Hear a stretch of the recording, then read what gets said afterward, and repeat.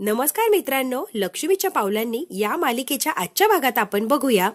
अनामिका अगदी चिडत आदळआपट करत आलेली असते रूम मध्ये. काय चाललंय हे सगळं मला आहे ना आता इरिटेटिंग व्हायला लागलंय. या घर कोंबड्याच्या घर बरोबर राहणं मला अशक्य झालंय. या घर कोंबड्याला कसं काम मिळू शकते मला तेच कळत नाहीये. अनामिका आता चिडचिड करतच असते. तेवढ्यात मागून आलेला असतो अनामिका अनामिका असं गाणं म्हणत सोहम आलेलं असतो. इतका राग येतो आणि अगदी जोरात अशी गिरकी घेतो आणि त्याच्या हातले कपडे वगैरे काय बॅग असतात त्या खाली पडतात. अरे हळूहळू सोहम काय लावलंय तुला काय सांगू अनामिका, मला कसला आनंद झालाय ना बापरे, मी तुला सांगू शकत नाही. अरे हो जरा शांतपणे अनामिका, तुला सांगू का मी, मला इतका आनंद झालाय कारण मी स्वतःच्या जीवावर पहिल्यांदा काम मिळवलंय आणि स्वतः चांदेकरांचा आधार न घेता स्वतः काहीतरी करायला निघलोय ना. मला एक एनर्जी आली आहे आणि कॉन्फिडन्स आलाय. काय करू आणि काय नाही अशी अवस्था झाली. आनंद तर मला इतका झालाय ना की माझा आनंद गगनात मावत नाही. अनामिका मी तुला काय सांगू, मी काय करू. अनामिका तुला सांगू का, आता मी इतकं काम करणार म्हणलं, या कामाच्या जोरावर अशी कामाची लाईन लावतो ना की बघतच राहा. इतके कामं मिळवणारे मी, इतके की आता सगळे माझं कौतुक करतील. वा सोहम, काय कमाल केलीये. सोहम म्हणतो अनामिका तुला माहितीये का, एकदा तरी चांदेकरांचं नाव न वापरता स्वतःच्या जीवावर मला काहीतरी मिळवायचं होतं आणि बघ मी मिळवलंय. आता बघ मी कशी प्रगती करतो. अनामिका तुला सुद्धा तुझा सोहम असाच हवा होता ना. असं म्हणते आणि सोहमने जे गालाला हात लावलेले असतात ते झटकावून टाकते. हो ना, आता बघ तुला हवंय तसंच मी मिळवतो आणि कामाची अशी लाईन लावतो. इतका आनंद झालेला असतो की सारखं सारखं सोहम तेच बोलण्याचा प्रयत्न करत असतो. अनामिकाला मात्र भयंकर अशी चीड आणि संताप आलेला असतो. काय उडतोय हा सोहम, याला एवढी अक्कल आली का, काम करायला लागलाय म्हणे स्वतःच्या जीवावर. सोहम म्हणतो अनामिका माझं एक काम करशील का. अनामिका म्हणते हो, अरे सांग की मला. हे बघ माझे शर्ट एवढे अंजूला धुवायला लाव आणि नवीन शर्ट सुद्धा पाण्यातून काढायला लाव, प्लीज एवढं सांगशील. अनामिका त्याच्यासमोर म्हणते हो अगदी सांगेल की, तोपर्यंत मी फ्रेश होऊन आलो. एवढी 2 कामं तू अंजूला सांग, तोपर्यंत मी आलोच. आता बाथरूम मध्ये गेलेला असतो सोहम. अनामिका उठते आणि तावात म्हणते काय समजतो हा सोहम स्वतःला बिंडो कुठलचा, स्वतःच्या जीवावर त्याला कमवून दाखवायचंय. एवढी अक्कल आली का याला. आता स्वतःचं नाव कमवायला लागलाय, तेही चांदेकरांचं नाव न वापरता. एक अशी काहीतरी संधी माझ्या हाताला लागू दे असा याचा कॉन्फिडन्स ठेचते ना की बघतच राहिला सोहम. अनामिका आता चिडत असते आणि त्याची शर्ट अशी झटकावत असते आणि तेवढ्यात त्या शर्ट मधून एक चिठ्ठी खाली पडते. अनामिकाला एक संधी आता मिळालेली असते सोहमचा कॉन्फिडन्स ठेचण्याची. ती चिठ्ठी वाचून संकल्पाचं नाव वाचल्यावर तिला जरा शंका येते आणि ती पटकन कशाचाही विचार करत नाही ती चिठ्ठी लपवते. मिळालीये संधी सोहम तुझा कॉन्फिडन्स जागेवर ठेचायची. मोबाईल उचलते, ते कार्ड हातात घेते. अनामिका इथून पटकन बाहेर पळालेली असते. डायरेक्ट ती रोहिणीकडे आलेली असते. आतमध्ये येते आणि रोहिणीला म्हणते मॅम खूप महत्वाचं काम आहे, एवढं काम तुम्ही माझं करा. संकल्प देशमुख हे नाव जेव्हा रोहिणी वाचते तेव्हा म्हणते हा आता अद्विकचा फ्रेंड आहे, अगदी जिवलग मित्र आहेत ते. अनामिका म्हणते काय, अद्विकचा फ्रेंड आणि संकल्प. हो. अनामिका म्हणते ओ येस, आता मला मात्र सगळं काही कळालंय. रोहिणी म्हणते सोहमच्या आनंदाला हाच सुरुंग लावणार आहे. मी सांगते ना अनामिका तेवढं काम करतो. हो तुम्ही सांगा मॅम, मी तसंच काम करते. रोहिणी आता अनामिकाच्या फोनवरूनच त्या संकल्पना फोन लावायला लावते आणि तू कोण आहेस हे सांगू नकोस आणि सगळी काही माहिती काढून घे. अनामिका लगेच ऐकते रोहिणी जे सांगते ते आणि लगेच फोन लावलेला असतो अनामिकाने त्या संकल्पाच्या तिथे आणि आता सगळी काही माहिती काढून घेण्याचा प्रयत्न करते. अनामिकाने त्या संकल्पाच्या ऑफिसमध्ये फोन लावलेला असतो आणि मी संकल्पशी बोलतेय का नाही, त्यांचा असिस्टंट बोलतोय मी. हो. अनामिकाने आता खोटी अशी ओळख सांगितलेली असते, चुकीचं नाव सांगते आणि मी तुमच्याकडे काम आहे असं बघितलं किंवा ऐकले होतं म्हणून मला काम करायचंय तुमच्यासोबत. सर मला एक चान्स मिळेल का. नाही ऍक्च्युली ती जागा आम्ही भरली आहे. हो कोण आहे सर. सोहम चांदेकर म्हणून माणूस भरलाय. हे नाव कधी ऐकलेलं नाहीये, खूप मोठे आहेत का हे. नाही ऍक्च्युली हे नवीन आहे आणि फर्स्ट टाइम काम करताय. मोठे वगैरे नाही किंवा नाम पण नाही असं काही मोठं. आम्ही एक्सपिरियन्स असल्याशिवाय कोणाचीही काम करत नाही किंवा ती रिक्सच घेत नाही. पण कसं आहे ना, आता आम्हाला यांचा रेफरन्स दिलाय तो अद्विक चांदेकरांनी की सोहम अगदी व्यवस्थित आणि एक नंबर असं काम करतो. स्वतः अद्विक चांदेकरांनी एवढं कॉन्फिडन्सली आम्हाला सांगितलंय म्हणल्यावर आम्हाला कसल्याची काही गरज लागली नाही आणि आम्ही विचार न करता लगेच सोहमला अपॉइंट करून टाकलं आणि सोहमला आता त्या जागेवर आम्ही काम दिलंय. त्यामुळे मॅम सॉरी तुमचं काही होऊ शकत नाही, ऑलरेडी सोहमला तिथे आम्ही काम दिलंय. ओ या थँक्यू सर. अनामिकाने फोन बंद केलेला असतो आणि अनामिका म्हणते आता सोहमच्या आनंदावर बोळा फिरवायला हा पॉइंट मी नक्की वापरणार. लगेच तिचा हात पकडते रोहिणी आणि म्हणते, हो, याचा वापर करून अद्विकचं वाटोळं करायला मी काय कमी करणार नाही. अद्विकचं वाटोळं मी करणार म्हणजे करणार. माझ्या राहुलला पोलिसात द्यायच्या गोष्टी करतो का हा अद्विक? आता बघ ह्या अद्विकची कशी जिरवते. अनामिका म्हणते, आता तुम्ही बघा मॅम, मी सोहमची कशी जिरवते. जास्त उडायला लागला होता ना, याचे आता पंख छाटून टाकते. आता अनामिका आणि रोहिणी एकत्र येऊन अद्विक आणि सोहम दोघांचंही वाटोळ करायला लागलेले असतात आणि आता दोघांवरही खुन्नस करणार असतात. सगळ्यांच्या समोर त्या सांगणार असतात की सोहमला स्वतःच्या जीवावर काम मिळालं नाही, तर ते अद्विकमुळे काम मिळालं. आता हे कळाल्यावर सोहम काम करणार नाही हे अनामिकाला पक्क माहिती असतं. रोहिणी आणि अनामिका दोघीही तयार झालेले असतात. आता बघूया दोघी मिळून काय करताय अद्विकच्या आयुष्यात. इकडे आता आरती सुरू झालेली असते. सगळे आरतीसाठी जमलेले असतात. आनंदाने अशी आरती चाललेली असते आणि अद्विक स्वतः गणपती बाप्पाची आरती करत असतो. आरती वगैरे झालेली असते. सगळे काही आनंदाच असतात. सगळ्यांना आता सगळं गणपती बाप्पा जाणार म्हणून थोडंसं काहीतरी वाईट तर वाटलेलंच असतं. आबांनी आता गणपतीची मूर्ती थोडी हलवायला लावलेली असते अद्विकला. अद्विक थोडी मूर्ती हलवतो. आबा म्हणतात, अद्विक आता आहे ना गणपतीची मूर्ती तर हलवून झाली, तिच्या गळ्यातला हार काढ. आणि हिऱ्यांचा हार काढलेला असतो, अगदी व्यवस्थित बॉक्समध्ये परत ठेवलेला असतो. हे सगळं करताना रोहिणी बघते आणि तिला भयानक असा त्रास होत असतो. हिऱ्यांचा हार माझ्या मुलाला शेवटी मिळालाच नाही. आबा म्हणतात, रजनी पोह्यांची शिदोरी घेऊन ये. अगं काकी असू दे, मी आणतो. ती म्हणते, अरे आणते रे अद्विक मी. अद्विक स्वतः गेलेला असतो पोह्यांची शिदोरी आणायला आणि आबा सरोजकडे हिऱ्यांचा हार देतात, तुझ्या हाताने व्यवस्थित ठेवून ये. अनामिका लगेच रोहिणीच्या जवळ येते रजनीच्या आणि रजनीला म्हणते, आई ही पोह्यांची शिदोरी म्हणजे काय असतं? अगं अनामिका, गणपती बाप्पा घरी जायला निघाले त्यांच्या आणि वाटेत जर त्यांना भूक लागली तर त्यांनी काय खायचं? मग त्यांना आपण बरोबर शिदोरी देतो, तेही पोह्यांची. व्हेरी क्यूट, किती छान कल्पना आहे ही. आता मुद्दाम सगळं काही नाटक करत असते अनामिका गोड गोड आणि चांगलं वागण्याचं. आता गणपती बाप्पाला उचललेलं असतं आणि विसर्जनासाठी सगळे बाहेर चाललेले असतात. रोहिणीच्या डोक्यात मात्र वेगळाच काहीतरी प्लॅन शिजत असतो. तिला अजिबात कशात काही इंटरेस्ट नाही, फक्त फॉर्मॅलिटी म्हणून ती उभी असते. गणपती बाप्पा विसर्जनासाठी अगदी त्या ड्रम जवळ आणलेले असतात आणि तो ड्रम खूप छान असा सजवलेला असतो. सगळेजण आता आपली आपली इच्छा मागतात. आबा म्हणतात, सगळ्यांना सुख, शांती, समाधान आणि सुबुद्धी दे रे गणपती बाप्पा, सगळं काही व्यवस्थित होऊ दे. अद्विक म्हणतो, मला माझ्या नात्यातला जो गुंता आहे तो लवकरात लवकर सोडवण्यासाठी मदत कर आणि खरेच्या याच्यासाठी सुद्धा मी तुला आशीर्वाद मागतो. तिलाही आशीर्वाद दे रे गणपती बाप्पा, ती ज्या कामासाठी गेली अगदी व्यवस्थित ते काम होऊ दे आणि पुढच्या वर्षी लवकर ये खरे आणि मी तुझं स्वागत नक्कीच करूया. गणपती बाप्पाचं विसर्जन झालेलं असतं. अगदी सगळं काही छान आणि आनंदाने असं पार पडलेलं असतं. इकडे आता संगीता बसलेली असते आणि संगीताच्या डोक्यात नेहमीच काही ना काहीतरी विचार चाललेलेच असतात. संगीताचाही गणपती बाप्पा बुडालेला असतो, गावाला गेलेला असतो. संगीता म्हणते, गणपती बाप्पा गावाला गेले, बघा की त्यांची जागा कशी सुनी सुनी वाटतीये. पूर्वी आपल्या लेकी असायच्या, घर असं गजबजलेलं असायचं. दोघीही एकदम उडून गेल्या, घर असं रिकामं रिकामं झालं. तसंच आज गणपती बाप्पा गेल्यावर मला वाटतंय.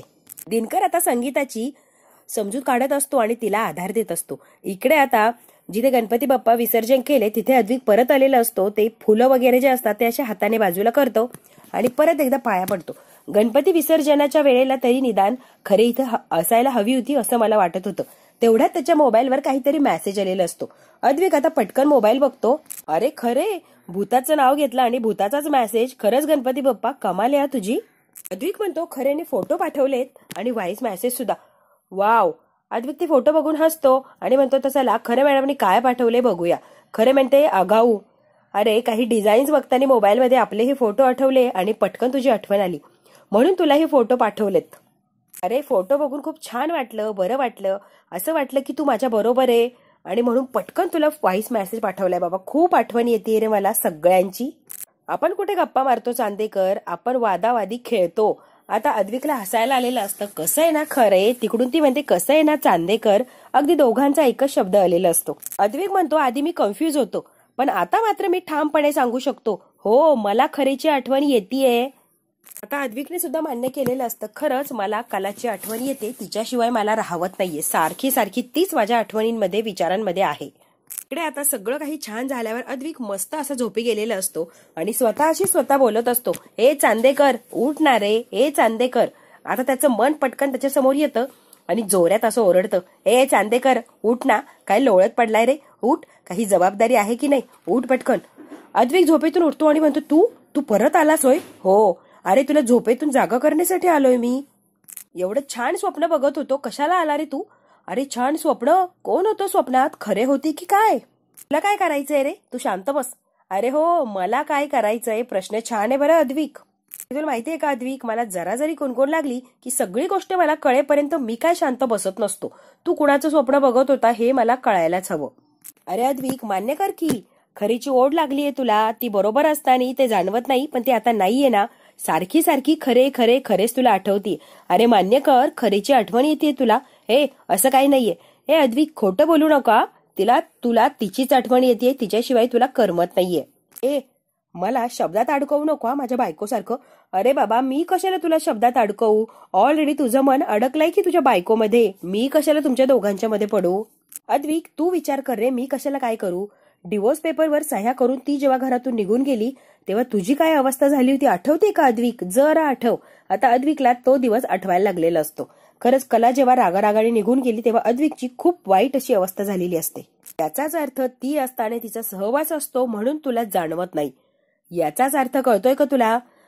ती नसताना तुझं जगणं अगदी मुश्किल झालंय. ती आहे तर तुझं जगणं आहे, ती नसेल तर अगदी तू वाईट अवस्थेत असतो. हे मान्य कर की अद्विक. अद्विक आता बारीक आवाजात म्हणतो, हो ती घरात नव्हती तेव्हा मला पॅनिक अटॅक आला होता. त्याचं मन म्हणतं, बरं झालं होतं डिवोर्स पेपर तूच घेऊन आला होता ना, मग सही तिने केली, कुठे काय बिघडलं? तुला कळतं का तू काय वागतो? त्याचं मन त्याच्याशी अगदी उद्धटपणे आणि खरं खरं असं काय बोलत असतं. ती चुकली नव्हती, त्यावेळेला तू चुकला होता अद्विक. डिवोर्स पेपर तू आणले, स्वतःपासून तू तिला तोडायला निघाला होता. मग तिचं काय चुकलंय रे?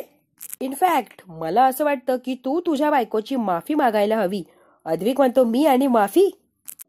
पण बिन काय रे? पण लावू नको रे, सगळा वेळ हातातून निघून जाणार. पण बिन लावू नको. माफी माग तिची. एकदा विचार कर, आपलं कुठे काही चुकलंय का? बाकी तू तर आहेच द ग्रेट अद्विक चांदेकर. मी कुणाची माफी वगैरे मागणार नाही. त्याचं मन आता त्याला हातातली वस्तू फेकून मारतं. ए, मारामारी करू नको रे. अरे त्याच्याशिवाय तुला कळणार आहे का? अद्विक आता परत उठतो आणि इकडे तिकडे बघतो. त्याचं मन काय नसतं. तो म्हणतो, खरंच माफी मागायला हवी आहे का मी? आणि पटकन आता तो झोपी गेलेला असतो.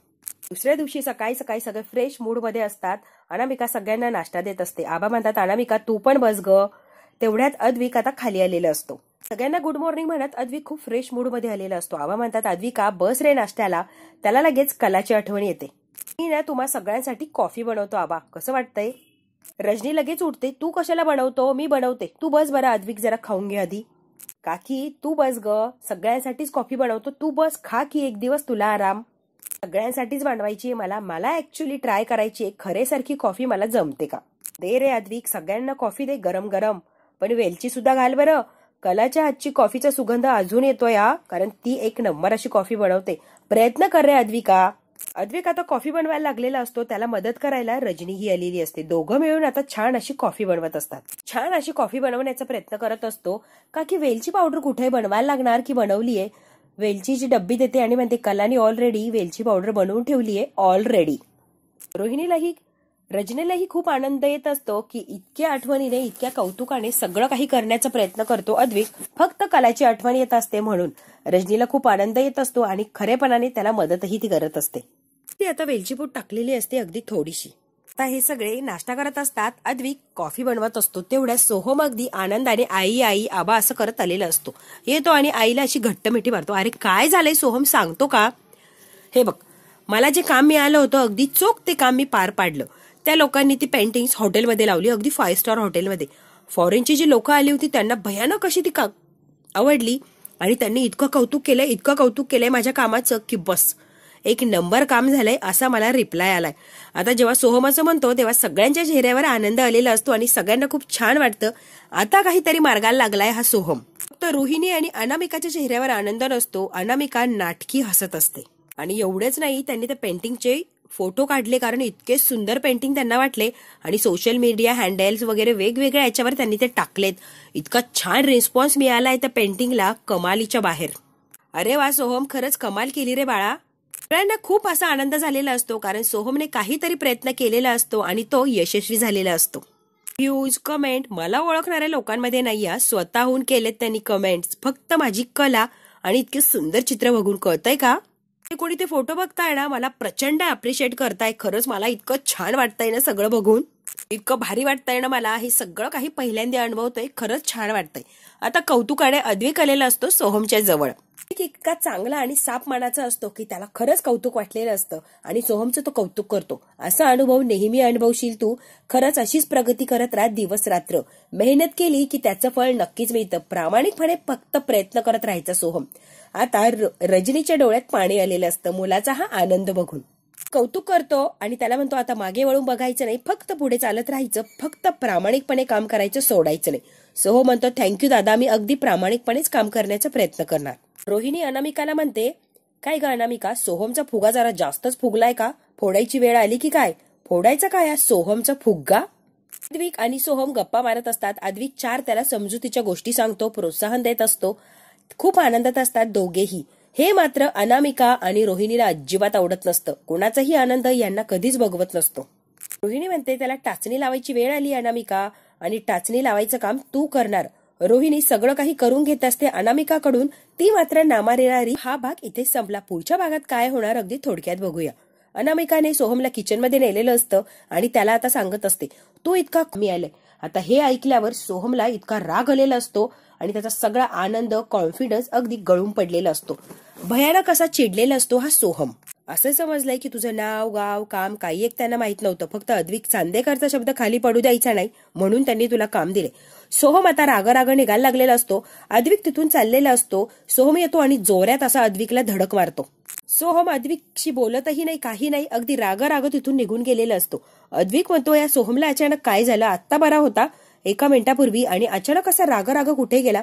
आता अद्विकलाही प्रश्न पडलेला असतो. अगदी थोड्या वेळापूर्वी इतका आनंदी असणारा मुलगा, माझ्या गळ्यात पडणारा, सगळा काही आनंद व्यक्त करणारा, कामाचं कौतुक करणारा मुलगा असं काय नाराज झाला आणि मला इतक्या जोरात टक्कर मारलीये तरी सॉरी वगैरे काही म्हटला नाही आणि माझ्याशी न बोलता इतक्या रागाने हा सोहम गेलाच कुठे? आता अद्विकला खूप मोठा प्रश्न पडलेला असतो की 1 मिनिटात असं झालंय तरी काय? पण अद्विकला त्याच्या प्रश्नाचं उत्तर काय मिळालेलं नसतं.